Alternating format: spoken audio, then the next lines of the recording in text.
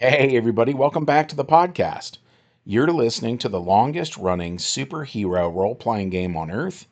I'm your host, the Game Master, and this past weekend I was a guest at a comic book convention in Ontario.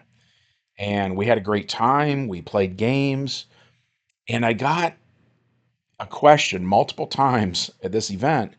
And it's honestly probably the question I get more than any other over the years, which is people wanting to know, how do I translate stats from one system to another, right? Unfortunately, like how I translate strength is not going to be the same as how I do dexterity or intelligence or powers, right? We would have to honestly do a different video for each of those things. And after this one is over, by the way, if this is something you enjoyed and you want more of this, let me know and I'll do more. Um, but we're just going to talk about strength today because I feel like that's a really good starting point because unlike a lot of attributes, it's easier to measure, right? So on the far left of this, what I've literally done is just gone into one of TSR's old books for Marvel superheroes.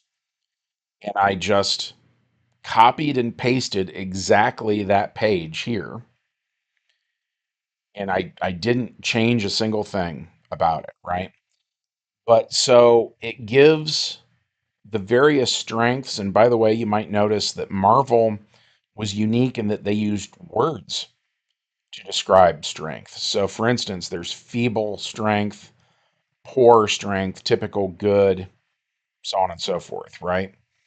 And then you go a little further to the right and they define it.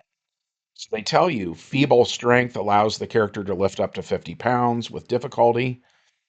Poor strength allows the character to lift up to 100. Typical is 200. Good is 400, so on and so forth, right? So then in the middle here, we've got a column for the DC Heroes role playing game published by Mayfair Games. And you're going to see similar ideas here, right? Where, for instance, their average strength is 2 APs, which again, they define as the ability to lift 200 pounds, right? So that tells us that if you have a typical strength in Marvel and you want to convert into DC, that character is going to have a strength of 2 DC heroes. And vice versa. If you have a character in DC that has a strength of 2, obviously that's typical strength in Marvel, right? And then over here on the far right, this is the most slippery, I guess, of all of them because I have it labeled as the D20 system, but in fairness, there's not just one D20 system. Um, and I know that not all of my podcast listeners are gamers. A lot of people come from more of a comic book background. So for my gamer friends, I apologize if this is obvious to you guys.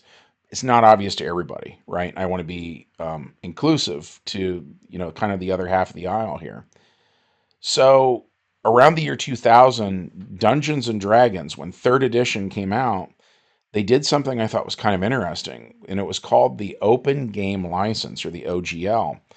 And simply put, what that meant was that suddenly anybody and everybody could publish their own role-playing game using the D&D rules of the time, right? This table here is accurate to third edition Dungeons and Dragons.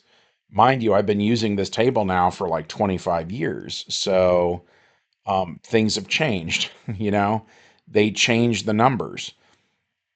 That said, even back then, when various people were making their own D20 games, not everybody wanted to use these numbers. And the OGL gave you permission to use D&D rules, but it didn't force you to use them every single time.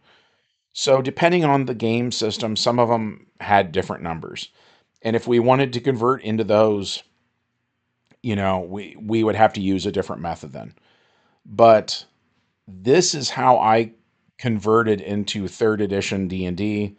Because I've been doing that for so long, I I'm just used to these numbers. And as a house rule, even when I play newer versions of D&D like 5th edition, I still use this for my carrying capacity and encumbrance and so on and so forth. Um, so on this table here, they have heavy load and then maximum lift, right? I probably should have erased all the heavy load stuff, and I kind of don't know why I left it up. But but at any rate, heavy load means that you can lift that amount of weight off the ground, but you can still walk with it, right? Maximum lift, on the other hand, means yes, like a character with, say, a strength of 10, which is average, can lift up to 200 pounds, but you're kind of stuck in that space that you were standing in. You can't move with that, right? And by the way, if we were to convert to GURPS, they do the exact same thing, where once you hit your maximum lift, you can't really move with it anymore. And in all of these games, they're doing very similar ideas. So we can see where a Dungeons and Dragons strength of 10 equals 2 APs in DC, which equals typical in Marvel, right? And as the stuff progresses, like if you look at the DC stuff, DC is kind of famous, I think so, anyways, for the fact that each AP is twice what the one before it was. So it's even called Mayfair's exponential gaming system, or MEGS for short, right? But that exponential, that's what they're talking about, is how things double. But if you looked at D&D, which wasn't famous for that at all, they were still doing the exact same thing. It was just every 5 levels for them doubles, right? But sort of like once you see this pattern, it becomes very easy to start converting from system to system. And the really nice thing then is when I convert from DC Heroes over to Dungeons and Dragons, all I have to do is multiply by 5. So, for instance, Superman in second and third edition DC Heroes has 25 APs of strength, right? So you multiply that by 5, that's 125, right? So that means in third edition Dungeons and Dragons, Superman would have a strength of 125. And then his ability modifier would be a plus 57. And the thing that's nice about that is so it's going to give you an idea of like when Superman throws a punch, this is how much damage he's doing, right?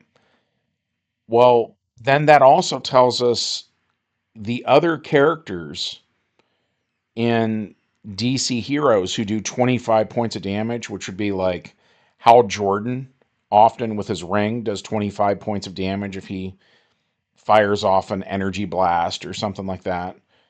Or Barry Allen, if he is hitting you with his super speed, using that for damage. In both of those cases, that's also 25. So if you can figure out how much damage Superman does, then you know exactly how much damage those other guys do. Does that make sense? I don't want to get too far into the power stuff right now because I want to keep these videos short and simple because they're all math, right? And I'm just doing this as a resource for anybody who wants it. Again, if you enjoyed this, let me know in the comments section. I feel like, I mean, to me, because I've been doing this for so many years, this is, it feels like obvious to me. But I don't think that's fair. I think there's a lot of people that it would not be obvious to them. And it just seems that way to me because I do it so much. You know what I mean? But hopefully this made sense to everybody. If it didn't, that's fine. That's absolutely fine. Just say something to me and I will try to do a better job of explaining it. Also, I might do a sort of a part two on strength where we get into the higher levels and things get a little trickier there. Again, for this, I wanted to start simple. I just wanted to kind of lay the groundwork and the foundation for this being kind of the first in a series about game mechanics. Um, but yeah, so I'm going to shut up. Hopefully, you guys liked this. If so, as always, smash like, all that jazz, and we'll see you in the next video. Bye.